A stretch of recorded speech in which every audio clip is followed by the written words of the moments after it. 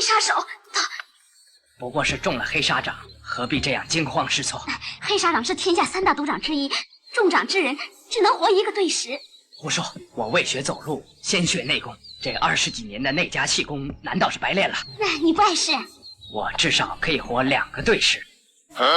这部邵氏经典上映于1979年，也是狡猾的罗师傅最巅峰的时候。在本片里，他是天下无敌的金臂童，即使别人用金丝大环刀砍来，他也能用坚硬如铁的手臂将其拍碎。故事发生在一个灾荒连连的年代，朝廷为了赈灾拿出了20万两黄金，可是朝廷并没有信心将银两运到灾区，于是就委托江湖上赫赫有名的虎威镖局进行运送。总镖头快刀杨虎云为了扬名天下，就接了这个活，并且邀请了江湖上的朋友为他开道。可就在他们想要出发的时候，意外发生了。总镖头，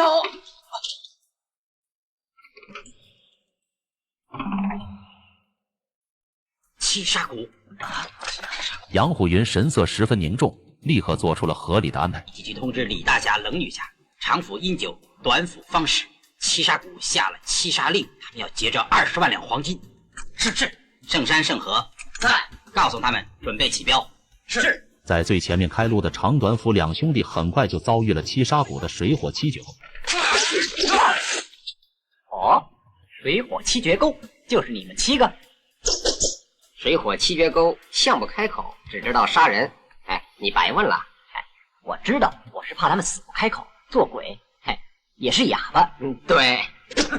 可是长府、短府两兄弟丝毫不慌，他们2人是江湖上1等1的高手。几个回合下来，七杀谷的水火七绝钩就被2人斩于斧下。另一边，前来开路的冷月见冷凤被七杀谷的3头目铁医生尾廉阻挡，尾廉假意自己不对女生出手，但等冷凤靠近时，他却发起了偷袭。危急时刻，千面神捕海涛突然出现，救下了冷凤。很快，镖局的手下就将前方的情况告诉了总镖头杨虎云。杨虎云得知前方障碍已扫清后，就带着20万两黄金上路。另一边，冷凤将自己遭遇尾廉偷袭的事情告诉了未婚夫韩兴见李清明。李清明对尾廉的做派也非常不解。就在他们要坐下吃饭的时候，李清明突然向后点出一剑，一个伙计应声倒地，掌柜急忙带着众人围观，然后指责李清明无故杀人。李清明却十分淡定地用刀挑起了伙计手中的大砍刀。掌柜见状，立刻向一旁的伙计使了个眼色，伙计立刻心领神会，给掌柜递过来了一把长枪。原来这帮人全都是七杀堂的杀手，埋伏在这里要袭击李清明。就在李清明和冷凤与他们大战的时候，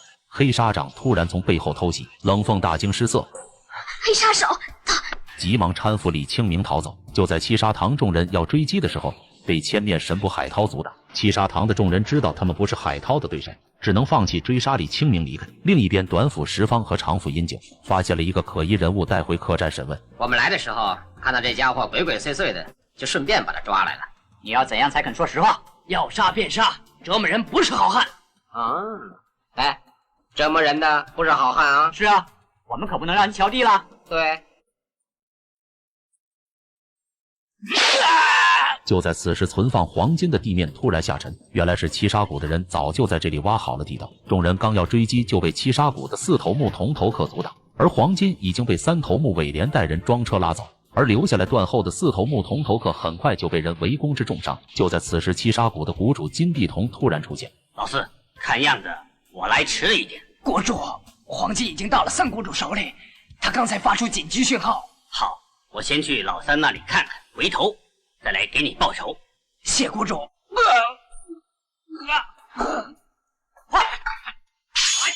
你，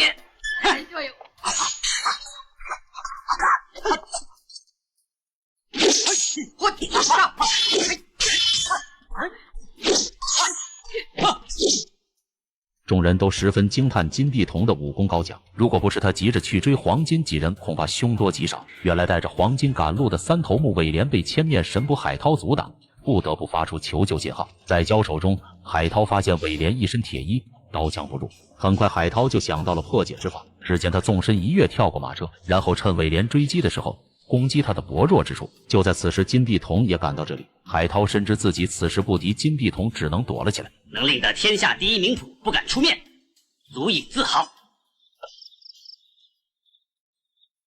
这7箱金子，反正我也带不走，就暂存多几天，在杨虎云手里吧。果然，金碧童刚走，杨虎云就带人过来接手了黄金。与此同时，李清明打算用自己最后一口气为镖局继续开路。可这次他遭遇的是七杀谷的二当家银枪子。银枪子只手不攻很快，李清明身上的铁砂掌毒就发作了。危急时刻，千面神捕海涛再次出现救场。能抓住兵器的，你还是第一人；被我抓住兵器而我夺不过来的，你也是第一人。两人经过一番试探后，银枪子知道自己不是对手，只好退走。随后海涛扛起李清明就来到了事先准备好的砖窑。原来他想用这种方法替李清明解除身上铁砂掌的毒。果然经过1天1夜的蒸煮，李清明身上的毒已经被解除。可是李清明却毫不领情，他认为面子要比性命更重要。另一边，金碧彤把自己的手下集结在一起，准备对黄金下手。金碧彤非常疑惑，因为他发现杨虎云的刀法并不像传说中的那么厉害。银枪子认为那只是以讹传讹，杨虎云只是徒有虚表，浪得虚名。另外，金碧彤还想到了有一个跟他齐名的人。5年前，江湖上流传的2句话，你可曾听说过？是不是仙童双煞，金背铁脚？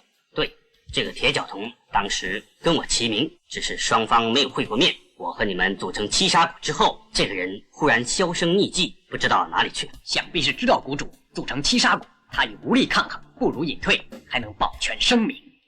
另一边，千面神捕海涛放心不下黄金，就来到他们存放黄金的客栈查看。果然，海涛很快就发现了不对劲。哎，大家先退出去！你发现了什么？哎，快退出去！你能在这里，我也能。李大侠，今天也喝了酒？谁像你一样是醉鬼？嘿嘿嘿，这就是了。醉鬼也有醉鬼的好处。今天从清早到如今，我足足喝了20斤的好酒，每一斤酒都放下了3颗雄黄避毒丹，无论有什么毒都可以顶得住。嘿嘿，李大侠，你喜欢留下，嘿嘿，我也不敢勉强。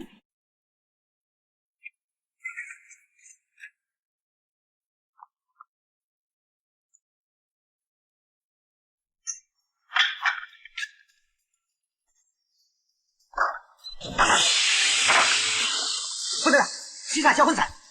哎，这条柱子上钉上个铁圈，我看着就有点不伦不类。他们把七煞销魂伞藏在铁圈里，火把烧热铁圈，铁圈断裂，出动击扩，毒粉就可以喷出来，好厉害！我看呐，今天晚上各位就在外边过夜吧。无奈之下，晚上大家只好睡在大马路上。就在夜深人静的时候，有2个人打起了退堂鼓。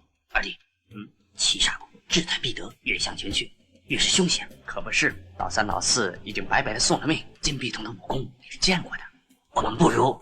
可就在2人准备拿黄金跑路的时候，突然发生了意外。众人听到声音以后，都来到了放黄金的屋内。海涛一眼就看出装黄金的箱子被人下了毒。可是李清明却对海涛抱有敌意。你长眼睛不长？他们是中毒死的。海涛翻过2人，才发现原来他们身上居然有刀伤，这也使得海涛非常疑惑。2人居然已经中了毒，为什么还不到？为了避免与李清明发生冲突，海涛只好先行上路。次日一早，七杀谷的2头目银枪子就带人找到了海涛，他们表示只要海涛不牵扯进这件事来，事成之后就分他2成黄金。海涛也顺便问出了自己的疑惑。我问你一件事，昨天晚上你们是用什么方法杀了王氏4杰中的老大老2？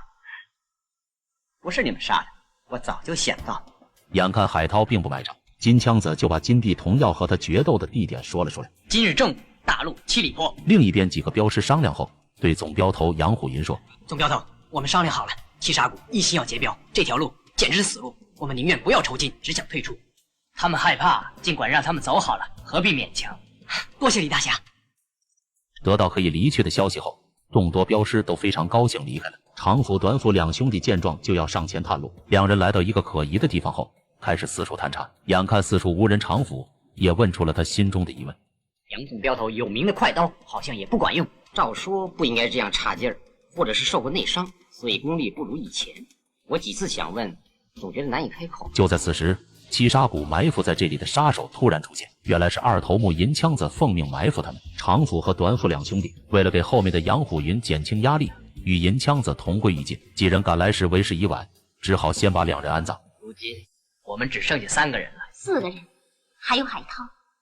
听到女友提起海涛，李清明醋意大发，就要去找金碧彤决战，证明自己才是天下第一剑客。在路上，海涛遇到了李清明，就提醒他：李大侠，别再往前面去了。李清明却根本不理会他，直接要去找金碧彤决斗。不一会儿，杨虎云和冷凤也赶着装着黄金的马车来到了这里。冷凤十分担心地询问李清明的下落。海涛告诉他：我劝你别去追他，本来我们约好了金贝同在前面七里坡决战，这时李大侠一定和金贝同遇上。你明知他不是对手，让他和金贝同对敌。是，人各有各的想法。他认为他是大侠，他认为一个死了的大侠也好过一个活着的普通人。我宁愿他是一个活的普通人。果然，等冷凤赶到时，李清明已经落败。冷凤拔出长刀就要给李清明报仇，而金碧彤不屑于女流之辈出手，给了他3天的时间逃走。就在冷凤要冲向金碧彤的时候，海涛用竹竿传音告诉他：“我是海涛，你听我说，记得在小镇上我跟你讲的话，你现在先退，1个时辰之后再回来，那个时候一定会有结果的，你还是有机会报仇。”随后，海涛和杨虎云来到了与金碧彤决战的地方。两人都看出了杨虎云的刀法非常的差。你看看这样把刀，不知道这把快刀当年是怎么样争下威名来的。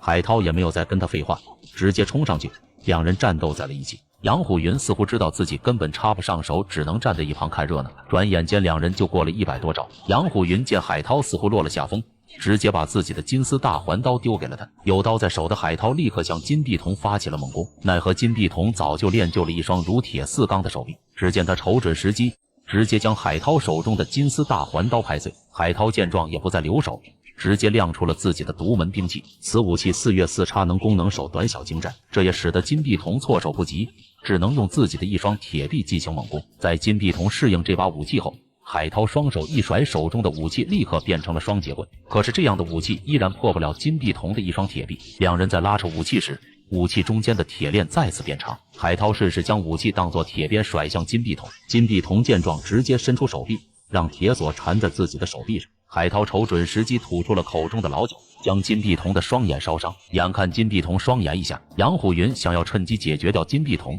可海涛却认为他练就一身武功不易，打算放他一条生路。就在大家都放松警惕的时候，马车的铁箱里突然又出现一个杨虎云，直接一刀砍向了海涛的腰子。此时海涛才明白了一切，20万两黄金足以使任何人动心，而且一点风险也没有。我当然是死在金贝童的手下，只要将金贝童的尸体毁灭，天下都以为七杀谷结了镖去。至于杨总镖头，当然也应允殉职了。总镖头，你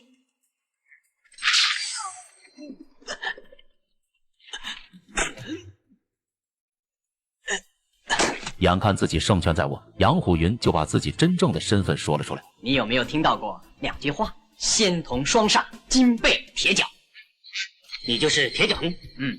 可是让铁脚童怎么也想不到的是，即使金碧童双眼一下，他也占不到丝毫便宜。很快铁脚童就发现，原来金碧童是用听声辨位来对付的。于是铁脚童就站在原地，不发出任何声音。金碧童靠近他时，他才发起偷袭。可就在铁脚童再次向金碧童发起偷袭时，海涛突然暴起，将他打伤。原来刚刚海涛根本没有受伤，铁脚童只是把他身上的酒囊给劈坏了。眼看海涛要和铁脚童进行决斗，金碧童自觉地站到了一旁。铁脚童的名声虽然与金碧童齐名，但是他的武功却比金碧童差了许多。很快他就在海涛手下显出了败势，在后面听声辨位的金碧童顺势打出一拳，直接将铁脚童打穿。就这样离成功只差一步的铁脚童含恨而终。如今已经变成盲人的金碧童打算就此隐居，可匆忙赶来的冷凤并不想放过他。金碧童一手折断宝刀，本来想要将冷凤一起带走，但是他又突然放下了手中的刀。也许是他认为自己一生杀孽过重，打算放下屠刀，希望下辈子能做个好人。就这样，海涛和冷凤把20万两黄金送到了灾区，两人也幸福的在一起了。影片到此结束，我是小 K，我们下期见。